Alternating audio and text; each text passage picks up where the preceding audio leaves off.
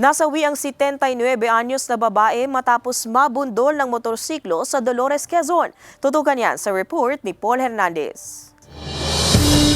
Nauwi sa pagkasawi ang pagtawid lang sana sa kalsada ng 79 anyos na lola na si Estrella Dehan ng Barangay Antonino, Dolores, Quezon. Sa investigasyon, papunta sa kamag-anak ang biktima ng mahagip ng motorsiklo. Nakatigil lang daw noon ang biktima at huminto rin ng motor pero hindi raw nagkaintindihan ng driver ng motor at ang nasawing lola. Tumigil po siya, yung motorsiklo din naman po tumigil. Ang pagkakataka lang po nila, nung umabanti po, bigla na lang pong lumakad yung, nagtuloy sa paglakad yung biktima.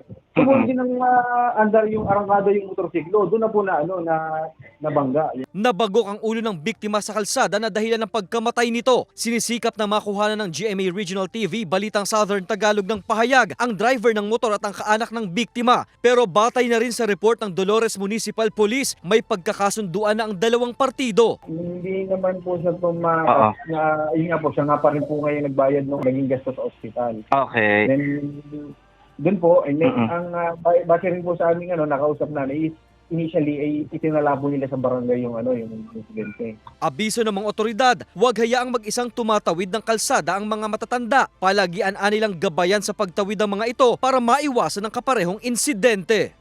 Paul Hernandez, Balitang Southern Tagalog.